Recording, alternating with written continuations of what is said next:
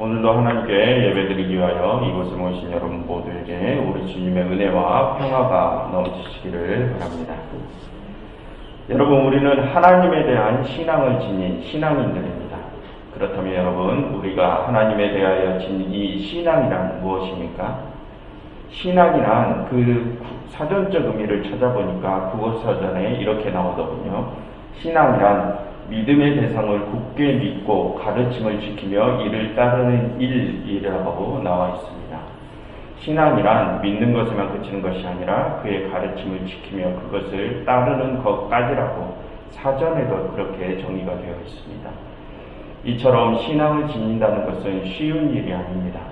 가르침을 지키고 따라야 하는 번거로움이 따릅니다. 그렇다면 여러분, 우리는 왜 이처럼 번거로움이 따르는 신앙이라는 것을 지니고 살아갑니까? 여러분들께서는 어떤 이유 때문에 신앙을 가지신 것입니까? 바꾸어서 말해보자면 여러분들께서는 어떤 이유, 어떠한 목적 때문에 하나님을 믿으십니까?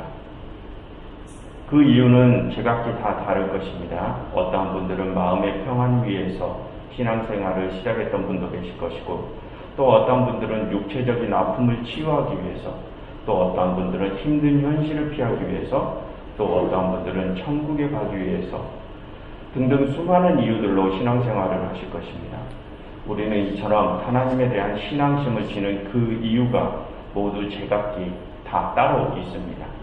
그런데 여러분, 우리의 시각을 조금 바꾸어서 생각을 해보겠습니다. 우리는 방금 우리가 왜 하나님에 대한 신앙을 지녔는지에 대한 고민을 해봤습니다. 그러면 이제 시각을 바꿔서 하나님의 시각에서 한번 생각을 해보겠습니다. 여러분, 하나님께서는 왜 우리를 사랑하실까요? 여러분들께서는 어떻게 생각하십니까? 하나님께서는 어떤 이유, 어떠한 목적 때문에 여러분들을 사랑하시는 것 같으십니까? 여러분, 지금 이 시간 나에게 한번 솔직해져 보는 시간 한번 가져보겠습니다. 여러분, 지금 나의 모습을 한번 돌아봐 보십시오. 내가 그동안 살아왔던 과거를 한번 돌아보십시오. 하나님께서 나를 사랑하셔야만 할 만큼 그만한 당위성이 있는 삶을 내가 살아왔습니까? 그리고 내 자신이 생각하기에 내가 하나님께서 원하시는 모습대로 살아왔습니까? 여러분, 지금 만약 내가 얼마만큼 하나님의 뜻대로 잘 살아왔었는지 나에게 점수를 매겨본다면 여러분들께서는 나 자신에게 몇 점을 주시겠습니까? 그리고 내 자신이 생각하기에 그 점수가 하나님께서 나를 사랑하시기에 합당한 점수같이 생각이 드십니까? 신앙의 성숙도가 높으신 분들일수록 그 점수를 아마 낮게 매기셨을 것입니다. 그리스도의 십자가를 받아들이신 분이시라면 그분의 겸손과 낮아짐을 깨달으셨기 때문일 것입니다. 그렇게 낮아짐과 겸손을 깨달으신 분들이라면 아마 지난날의 나의 모습에 높은 점수를 주진 못하셨을 것입니다. 그리고 또 깨달으셨을 것입니다. 나의 지난날의 모습을 돌아보니 나는 하나님께서 나를 사랑하시기에 정말로 부족한 자였음을 깨달으셨을 것입니다. 하나님께서 나를 사랑하시기에는 나는 너무도 많은 죄를 짓고 살아온 면목 없는 죄인임을 아마 느끼셨을 것입니다. 그렇다면 여러분, 하나님께서는 그런 죄인인 나를 왜 그렇게 사랑하시는 것일까요? 여러분, 하나님께서는 어떤 이유, 어떤 목적 때문에 우리를 사랑하시는 것일까요? 아무런 이유가 없습니다. 아무런 목적도 없습니다. 그저 여러분들이기 때문에 사랑하시는 것입니다. 그런데 여러분, 우리는 어떻습니까? 우리는 왜 하나님에 대한 신앙심을 지니고 있습니까? 여러분, 오늘은 이것에 대한 이야기를 한번 해보려고 합니다. 우리의 신앙심에 전제가 있는지, 그게 무엇인지, 과연 그것이 올바른 것인지에 대해서 한번 이야기를 해보려고 합니다. 이 시간 다니엘서 3장을 함께 살펴보면서 이 이야기를 한번 나눠보겠습니다. 오늘 살펴볼 다니엘서 3장의 이야기는 너무도 유명한 이야기입니다. 다니엘의 세 친구들이 느부갓네살의 신상에 절하지 아니하여 풀무불에 내던져진 이야기입니다. 그 결말도 다 알고 계시죠? 새 친구들이 용광로보다 더 뜨거운 풀무불에서 머리털 하나도 타지 않고 살아났다는 기적 이야기입니다. 먼저 1절부터 7절까지의 내용을 살펴보겠습니다. 느부갓네살이 금으로 된 신상을 바벨론 지방의 두라 평지에 세웠습니다. 그 신상은 너무도 커서 지금의 아파트 한 10층 정도의 높이쯤 됩니다. 느부갓네살은 사람을 보내어 총독과 수령과 행정관과 모사와 재무관과 재판관과 법률사와 각 지방 모든 관원을 자신의 신상 낙성식에 참여시킵니다. 그리고 그들 모두에게 신상에 절하라고 명합니다. 그런데 여러분 2절과 3절을 한번 보십시오. 여기를 보시면 총독, 수령, 행정관 등 수많은 관직들을 계속해서 반복시켜서 나열하고 있음을 알 수 있습니다. 그것은 바벨론의 모든 사람들이 단 한 명도 빼지 않고 신상에 절해야 함을 강조하려는 것입니다. 여기에 나열된 관료들은 바벨론 국민들의 대표들이요. 그 대표들이 신상에 절을 해야 한다는 것은 이제 그 대표들 밑에 있는 모든 이들도 그 신상을 향하여 절을 해야 한다는 뜻이기 때문입니다. 그렇게 느부갓네살은 바벨론의 모든 사람들에게 신상에 절하라는 명령을 내린 것입니다. 그 명령은 다니엘과 세 친구들도 피해갈 수 없습니다. 다니엘과 세 친구들은 여전히 하나님을 섬기고 있는 유대인들이긴 하지만 바벨론의 포로로 잡혀와서 이제는 바벨론의 관료가 된 바벨론의 시민이기 때문입니다. 느부갓네살은 그렇게 바벨론의 모든 백성들에게 신상에 절하라고 명령을 하고 만약 신상이 절하지 않으면 그 누구라도 즉시 맹렬히 타는 풀무불에 던져 넣겠다고 합니다. 여기까지가 7절까지의 내용입니다. 그리고 1절부터 7절까지는 느부갓네살이 신상을 세우고 모든 사람들에게 그 신상을 향하여 절하라고 명령을 하는 장면입니다. 그리고 8절부터는 장면이 바뀝니다. 8절부터 12절은 바벨론의 관료들 중 갈대아인들이 다니엘의 세 친구를 고발하는 장면입니다. 이 두 번째 장면에서 바벨론의 관료들은 다니엘의 세 친구들이 신상에 절하지 않음을 느부갓네살에게 고발을 합니다. 그런데 좀 전에 첫 번째 장면에서 느부갓네살이 자신의 신상에 절하지 않으면 어떻게 한다고 했습니까? 그 누가 됐든지 여부를 막론하고 절하지 않는 자는 무조건 풀무불에 집어넣겠다고 했습니다. 그런데 지금 유대인 출신인 다니엘의 세 친구가 그 명령을 어기겠답니다. 그러니 느부갓네살이 어떤 반응을 보입니까? 느부갓네살이 크게 노합니다. 그래서 느부갓네살이 그 유대인 3명을 불러다가 신문을 하고 그들을 풀무불에 던지게 됩니다. 이 장면이 13절부터 18절까지 기록된 세 번째 장면입니다. 그리고 다음으로 나오는 19절 이하의 장면에서는 여러분들께서 알고 계신 대로 풀무불에 던져진 세 친구들이 머리털 하나도 타지 않고 살아난 기적 이야기가 그려집니다. 그러나 오늘은 1절부터 18절까지의 세 장면만을 살펴보려고 합니다. 우리는 그동안 이 다니엘서 3장을 읽으면서 대부분 19절 이하의 내용에 관심을 기울이고 있었을 것입니다. 19절 이하의 기적 이야기가 나오기 때문입니다.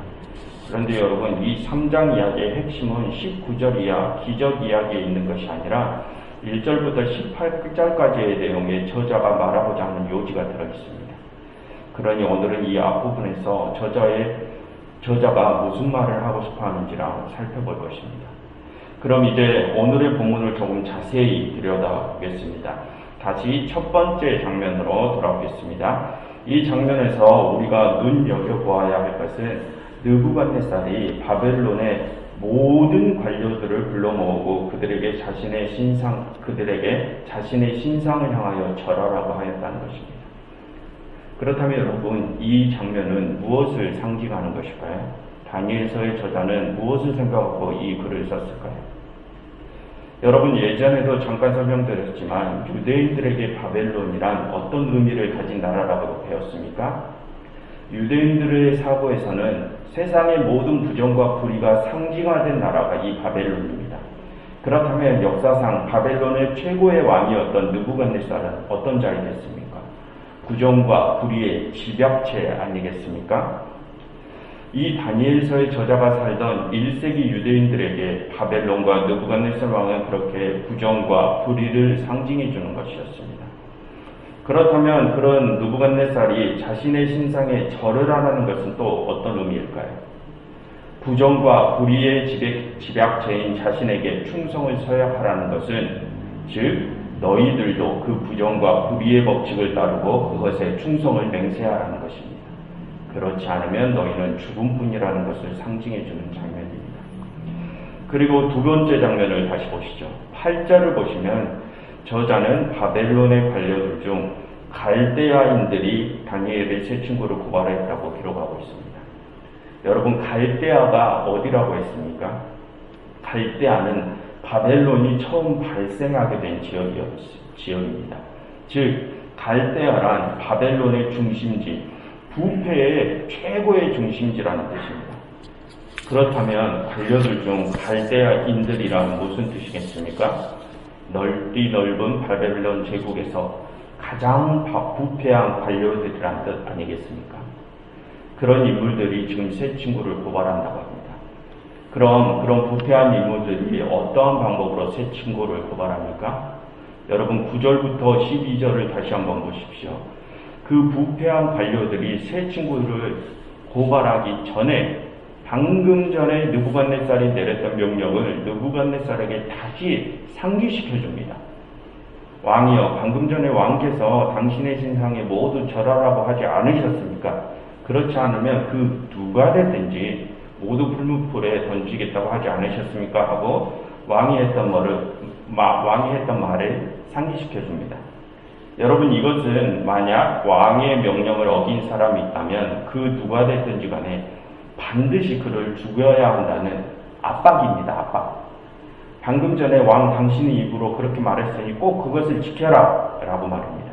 부패한 관료들은 그렇게 왕을 압박하고 난 후에 세 친구들을 고발합니다. 왕이 이 세 친구들에게 어떠한 관용을 베풀지 못하게 말입니다.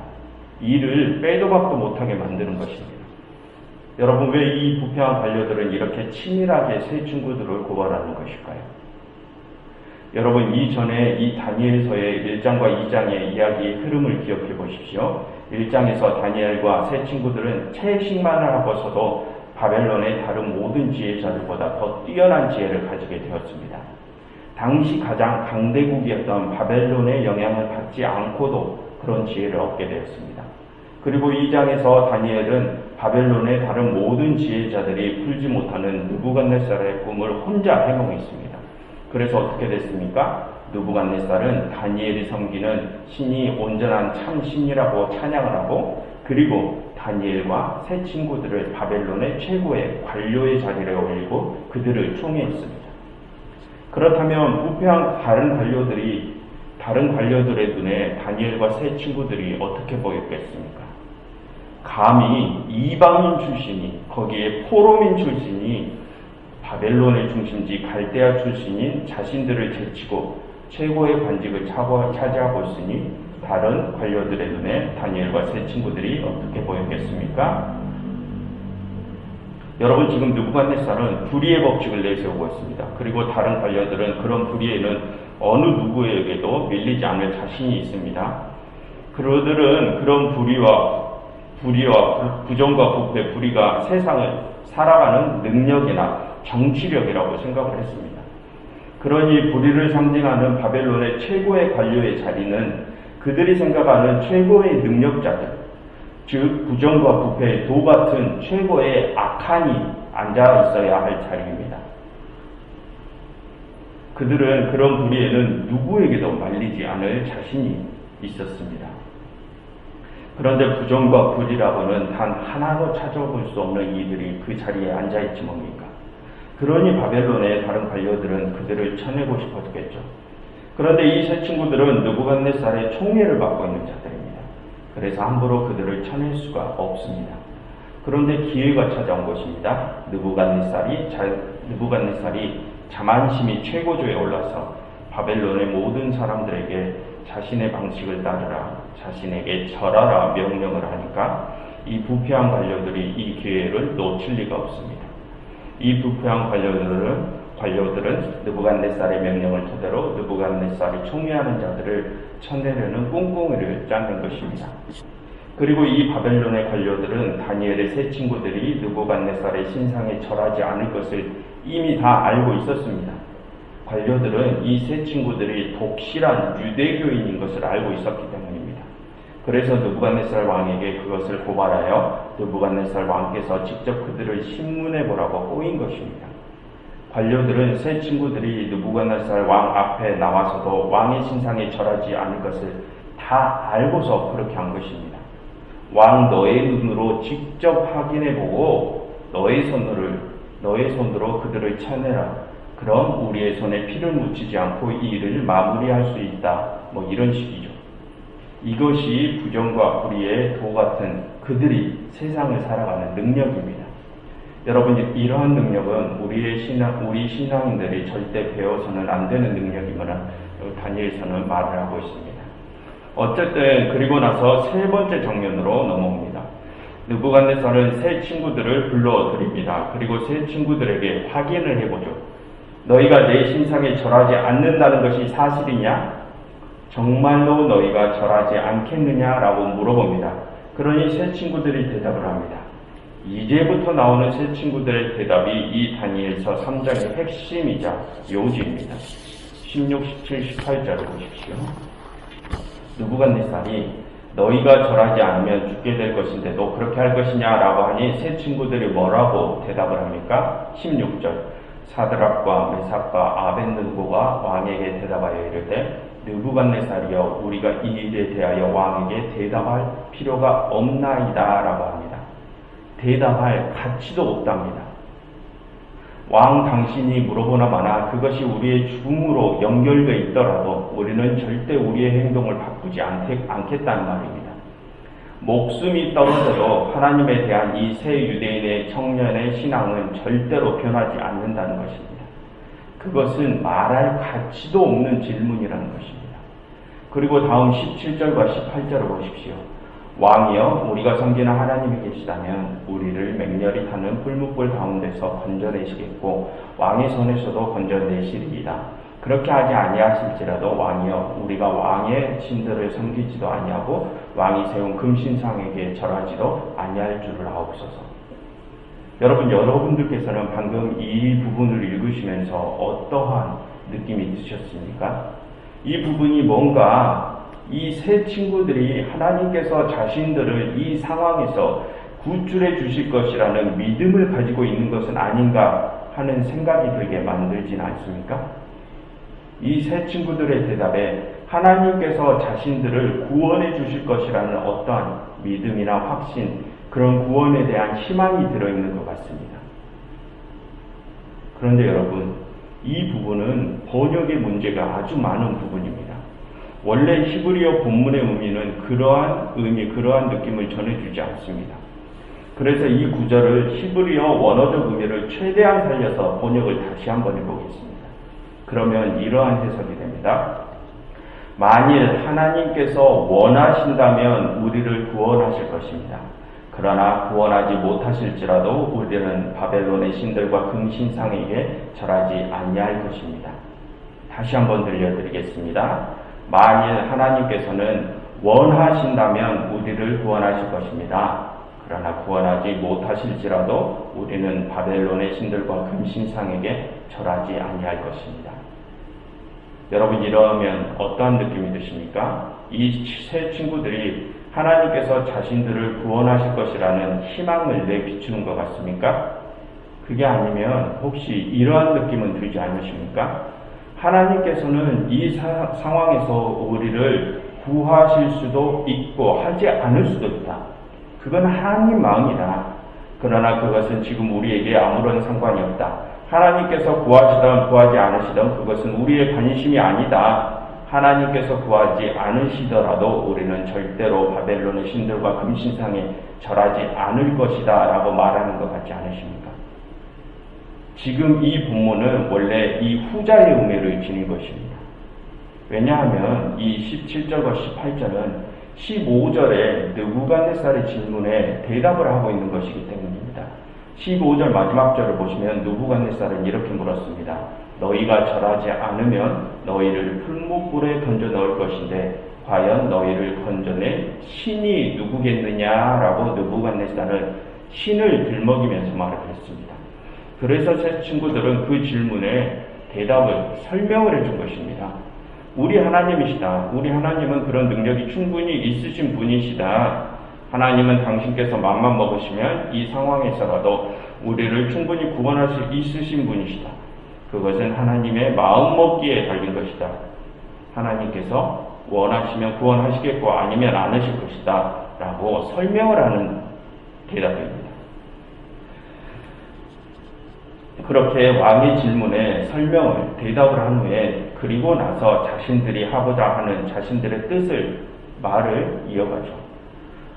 그러나 하나님께서 우리를 구하시던 구하지 않으시던 우리는 상관이 없다. 하나님께서 우리를 구하지 않으시더라도 우리는 끝까지 하나님에 대한 신앙을 지킬 것이다. 우리는 절대로 우상에게 절하지 아니할 것이다 라고 세 친구들은 자신의 뜻을 전한 것입니다. 이 부분이 바로 이 3장이 말하고자 하는 요지입니다. 하나님의 구원의 여부와 상관없이 우리는 신앙을 지킬 것이다. 우리는 불의와 부정을 상징하는 바벨론의 힘에 무릎을 꿇지 않을 것이다. 우리의 앞길이 죽음이라도 우리는 하나님의 뜻, 정의와 공의를 끝까지 지킬 것이다. 이것이 3장이 말하고자 하는 요지입니다. 그런데 우리는 이런 17절의 애매한 부분을 잘못 오역해서 우리의 신앙을 삼천포로 빠지게 만들어버립니다. 여러분, 이 부분을 잘못 생각하면 이 세 친구들이 하나님께서 자신들을 구원하실 것에 대한 희망을 걸고 그들의 신앙을 지켰다고 생각을 할 수 있습니다. 그러나 여러분, 이 세 친구들의 말의 의미는 절대 그러한 것이 아닙니다. 이 친구들은 하나님께서 자신들을 구하시던 구하지 않으시던 자신들이 풀무불에 죽던 말든 아무런 상관이 없습니다. 이들은 그저 자신들이 하나님의 백성이기에 그 신앙을 지킨 것입니다. 아무런 이유도 없습니다. 그저 하나님이시기에 그들은 아무런 대가를 받지 않아도 그들의 목에 칼이 겨누어져도 그저 하나님이시기에 섬긴 것입니다. 그렇다면 여러분, 우리는 어떻습니까? 여러분, 오늘 설교 초반에 드렸던 질문을 다시 한번 드리겠습니다. 여러분, 우리는 왜 하나님을 섬기고 있습니까? 우리는 왜 하나님에 대한 신앙을 지니고 살아갑니까? 우리가 하나님에 대한 신앙을 지닌 그 이유와 목적이 무엇입니까? 여러분, 하나님께서는 우리에게 아무것도 바라지 않으십니다. 그저 우리이기 때문에 사랑하십니다. 그런데 우리는 어떻습니까? 어떠한 이유와 목적 때문에 하나님을 섬기고 따를 때가 더 많지 않았습니까? 여러분, 이 다니엘서의 저자는 3장을 통하여 당시 이스라엘 백성들에게 분명하게 호소를 하고 있습니다. 아무 이유 없이 하나님을 섬기라고 말입니다. 아무런 조건 없이 하나님에 대한 신앙을 지니라고 호소를 하고 있습니다. 여러분, 만약 우리가 그렇게 죽음도 불사할 만큼 아무런 이유도 없이 아무런 조건도 없이 하나님을 섬기면 그 뒤에는 어떻게 될까요? 그것은 여러분들도 다 아시는 이야기입니다. 다니엘의 세 친구들은 그렇게 아무런 조건도 이유도 없이 하나님의 뜻을 따랐습니다.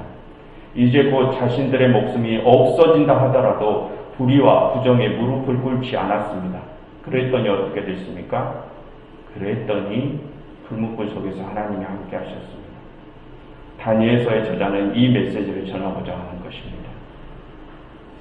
그러나 여러분, 우리가 그 뒤에 구원을 먼저 생각하고 내가 지금 하나님의 뜻을 잘 따르면 하나님께서 나를 구하실 것이야 라고 행동을 한다면 그것은 그 신앙의 동기가 잘못된 것입니다.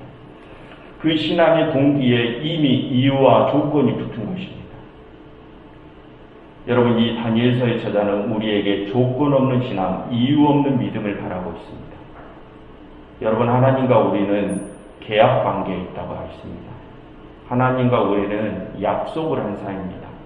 계약과 약속이란 쌍방향적인 것이라고 했습니다.